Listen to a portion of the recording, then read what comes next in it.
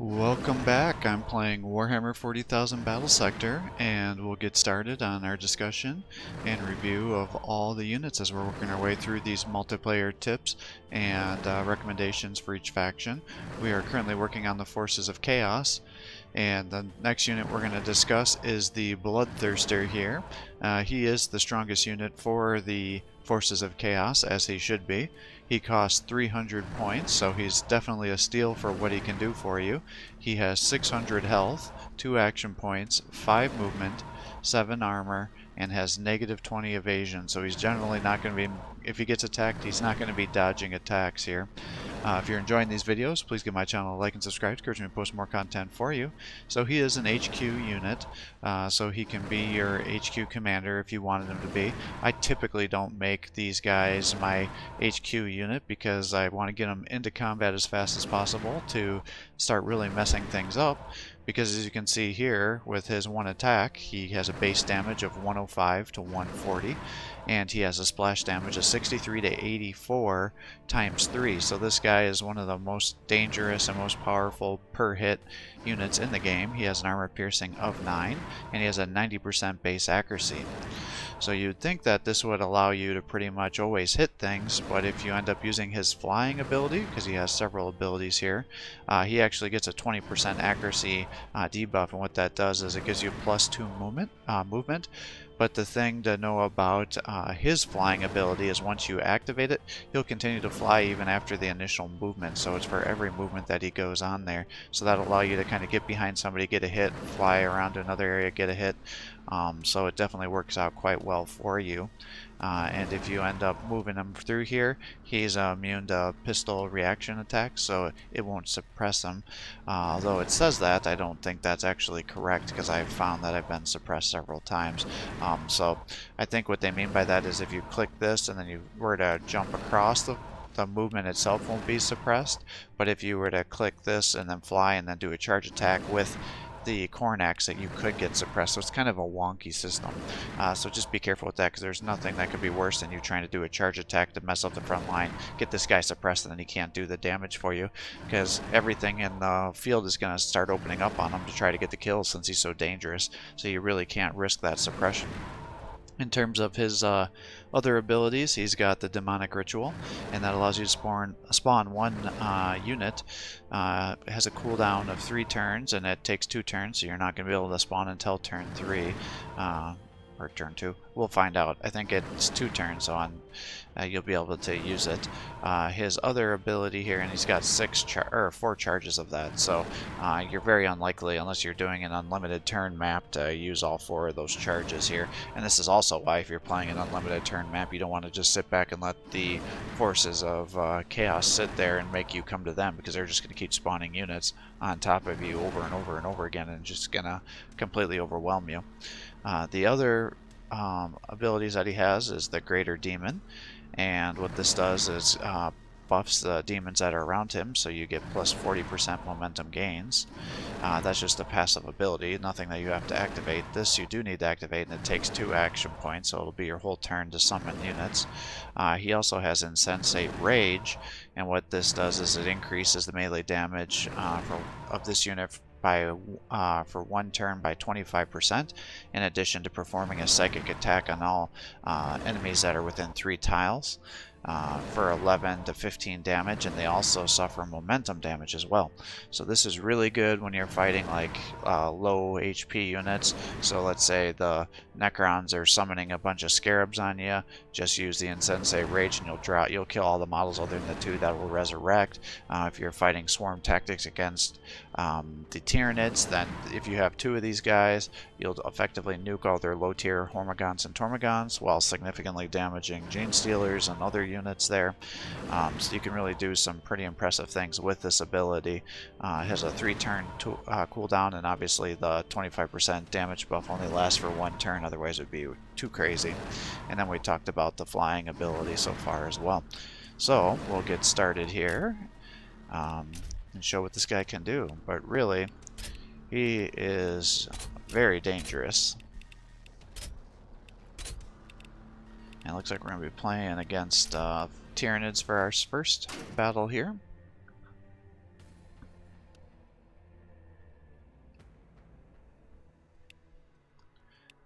And we'll make one of the Bloodmasters our leader. And we can just move you guys all up here. Towards the slaughter. Bring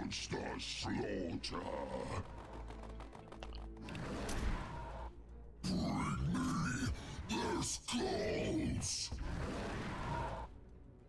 I am the Bloodmaster. Towards the slaughter. Alright, so you're my leader, so I'll keep you in the back then. Alright, so this is turn 2. Yeah, so it's one more turn. So turn 3 is the turn when you can start summoning things.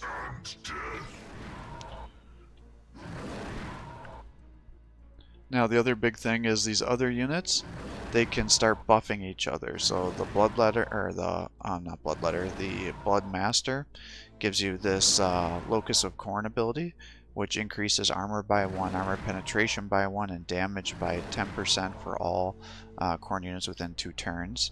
Now, you only get one of them, so it's not like having 3 of them is buffing this by 3, but you can get additional damage buffs here, while everybody else is getting the momentum gains here with these other abilities. And what you can also do then is, if you want to do this, you can increase his damage and melee accuracy by 5% here, so you can use him to buff as well.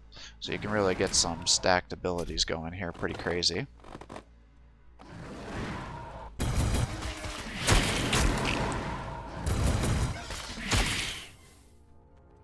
All who pass my gates will be blood tribute. Alright. Well, let's just charge into these guys, I guess. And summon some guys here.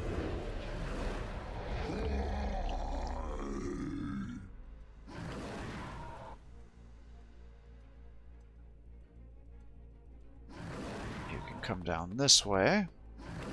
Summon somebody here.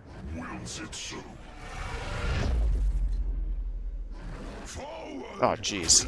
That was stupid. Alright, well, we got you there. We'll move you up 1 for your free attack here. And everybody else will just get their bonus attack, or their summons going here. Let you start working on these guys. You need to pull back. And then you're going to summon the guys here.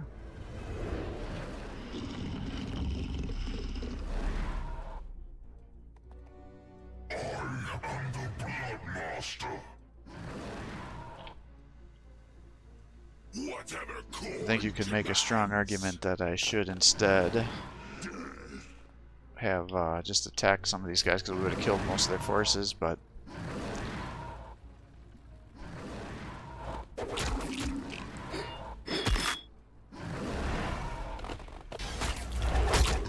he's got a thorn back here.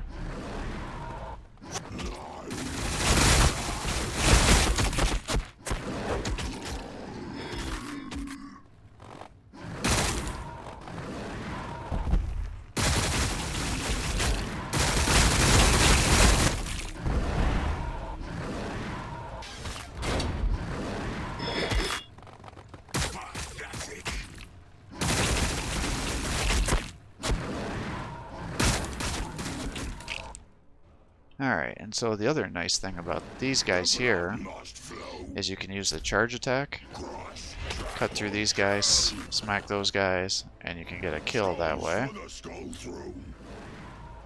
And then these guys also have so much splash damage that they can kill guys as well. Like so. So we'll turn you like that. And we'll just bring you guys up here to try to lock these guys down.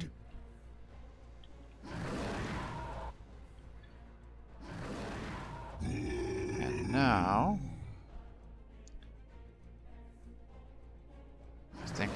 gonna do is attack here, but unfortunately these guys actually get a lot of damage reflected on them when they do that, because he's got quite a bit of health with his damage reflection. Now if I do this, I can hurt everybody, so let's do that. That just hit a bunch of guys. And now this, assuming you hit, is going to do 150 to 200 damage. Don't you get suppressed. There you go. Nice. And all these guys are been damaged now. Violence and death.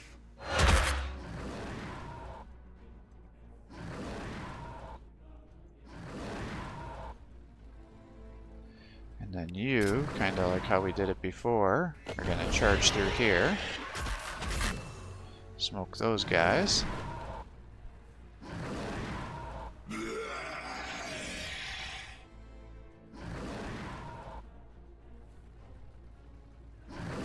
So let you charge into here, so he doesn't get the counter. And you can come over here, plow through those guys. And use that ability to increase your armor.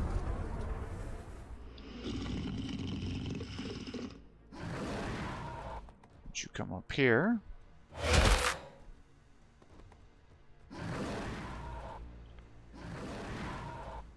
Let's see here, I guess. Just bring you up here to start smoking these guys down.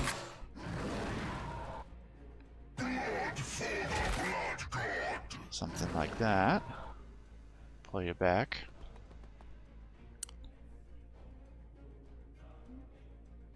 And I think we're just going to run you up this way to hold down these gene stealers, because they could definitely mess my boys up. Lord of Rage, command me.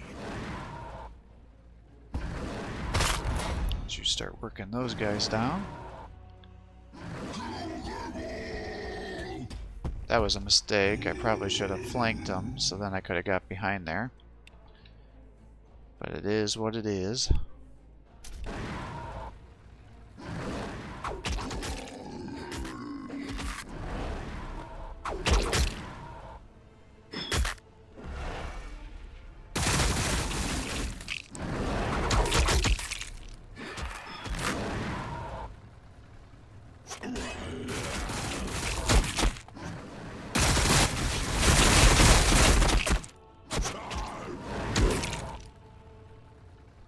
Now the thing that's kind of sucks about this guy is when he gets attacked, you'd think he'd get his big axe attack, but he gets that little limp dick kick there. Oh, interesting. He was too scared to attack you, huh?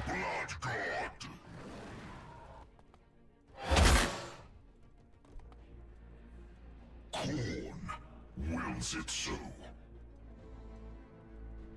Their blood will flow. Oh, really? Blood shall flow. 85% chance to hit. And you blow it. Pitiful.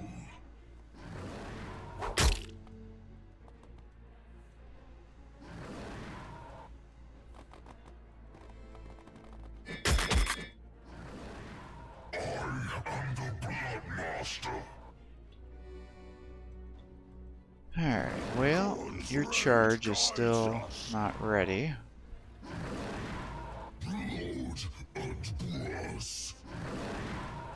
So let's just smack here. Try to kill the gene stealers. And you are going to be locked down by all these guys, unfortunately. We'll let you jump behind them here to try to get rear attacks. So look at that, 208 to 278 for the damage. It's pretty crazy.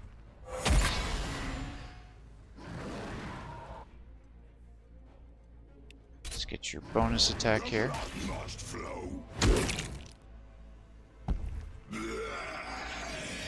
That you get here.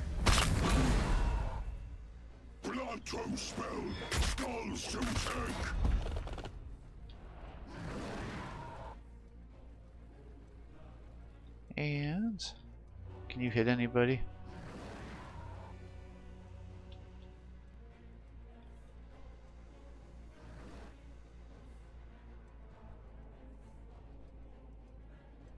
Let you come over this way, I guess.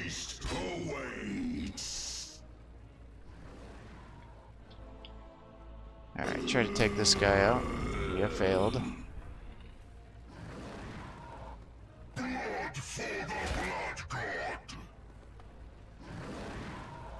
And come here. Nice.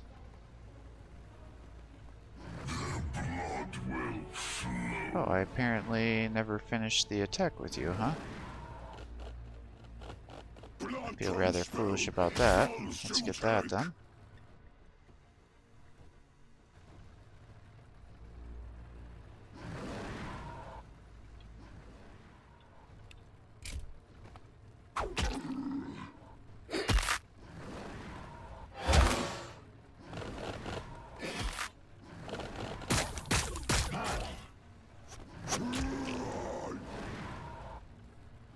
Alright, well, let's let you smack here.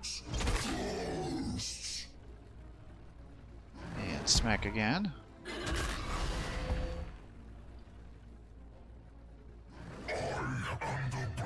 Kind of made a mistake here that I did not get the momentum going on him.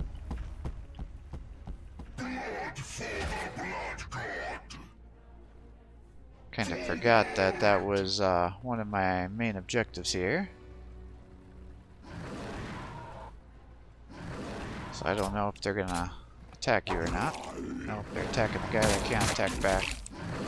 Alright, well I'm gonna have to upload another video here with what happens when I can get the momentum bar up all the way, because these guys were such a low tier that I killed them without getting the momentum up. Okay, so I have the Bloodthirsters out here. I have one up to the full momentum. What I did want to mention though is these Boons of Khorne that these guys have as one of their passive abilities, that plus 20% momentum gains. If you do have multiple Bloodthirsters out, it does stack. So as you can see, this one's getting 40. And maybe I'll even bring this one back here just to exemplify it even further, assuming he doesn't get suppressed. So we'll bring him over here. And it looks like it can only stack a maximum of 2. So it won't keep going up above that, so it stacks up to 2. So that's good to know that for sure. And then again, these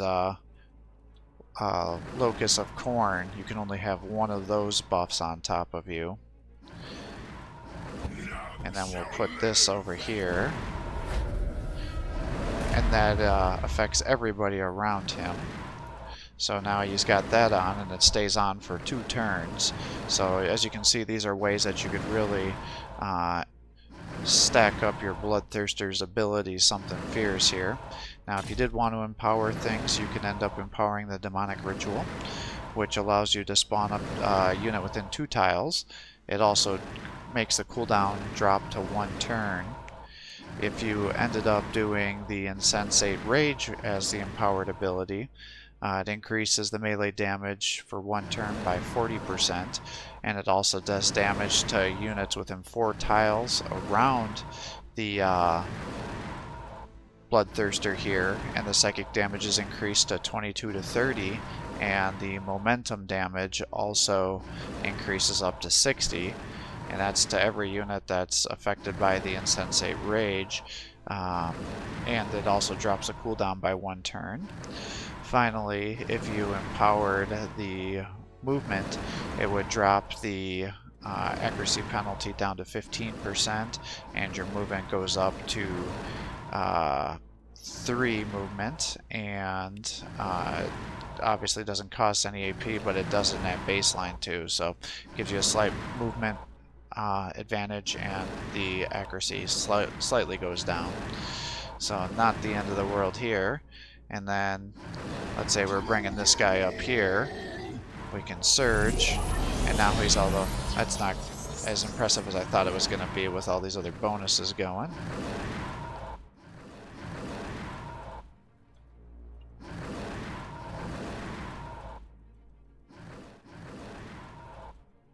Let's get you up here to help him with that ability as well. So that'll bring him up to 141 over 189 here with his ability there. So as you can see, he just does a ton of damage here. So definitely lots of utility for these guys with their different abilities. So hopefully that gives you an idea of some of the potential these guys have, but they can definitely snipe and go one-to-one with all of these different units here. Just getting into a slugfest, killing HQ units and other high-value targets, vehicles, it doesn't matter when you have an armor piercing of 9. So, but as you can see, this guy is just an absolute beast. He can kill anything that's in front of him. He's got enough splash damage that he can attack the weak units. If he's getting surrounded by a bunch of low-tier units, you can use that Insensate Rage, the Howl ability, to actually do damage to a bunch of weak units around him. And if you usually want to have 2 Bloodthirsters together at the higher points, because then you can really stack up, 20 to 30 damage on every unit around them there, and they get the increased damage on top of that. So if you can get them to fly into the center of a big blob of guys, get rear attack, so then his accuracy debuff is nullified by the rear attack. You can just totally mess up your opponents there. And then he also has the summoning ability, so then he can drop more units on the field here, because that's how one of the ways you overwhelm your opponents is you get into melee, you lock them down. These guys are all good at that, and you just start summoning guys in front of them and keep everything locked down. Now you never know which guy you're going to get for the summoning, so it's kind of a RNG situation there. As you saw, unfortunately, one of them was that skull cannon, which isn't a bad summon because it allows you to do a lot of things and use the charge attack, but then it doesn't have a zone of control, and you don't necessarily want to have that summoned right in the front of a bunch of melee units, and then they can't attack at that close range. So thanks for watching. I hope you're enjoying these videos. If you are, please give my channel a like and subscribe to encourage me to post more content for you. Have a great day.